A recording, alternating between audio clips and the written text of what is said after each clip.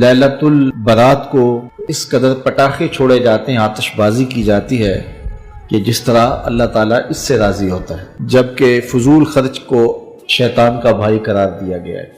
تو ہمیں ان راتوں میں ذکر و فکر کے ساتھ، دعا و استغفار کے ساتھ، عبادات کے ساتھ بسر کرنا چاہیے اور سچی توبہ کرنی چاہیے، ایک رسم کے طور پہ نہیں کہ ساری رات جاگیں اور ہم توبہ کریں، صبح ہماری زندگی کے معمولات وہی ہوں جو ایک دن پہلے ہوں۔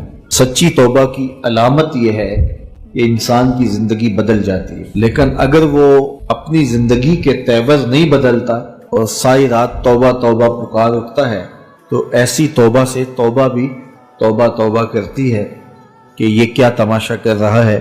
تو ہمیں خلوص کے ساتھ سچی توبہ اپنے گناہوں سے کرنی چاہیے۔ زندگی کی قیمتی سانسیں تیزی کے ساتھ گزر رہی ہیں، کل جو بڑے طاقتور تھے آج وہ کمزور ہیں، کل جو جوان تھے آج بوڑھے ہیں، آج جو بوڑھے ہیں کل قبر کا رزق بننے والے ہیں۔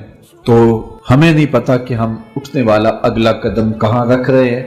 زندگی مختصر ہے، تو اس لیے بزرگ فرماتے ہیں ہر رات کو توبہ کر کے سو، اس خیال سے کہ یہ زندگی کی کہیں آخری رات نہ ہو۔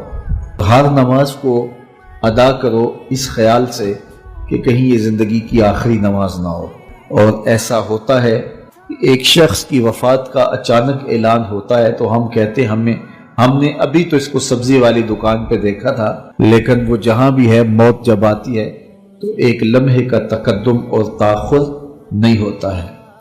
تو مجھے اور آپ کو اپنی آخرت کے لیے سخت فکر مند ہونا چاہیے۔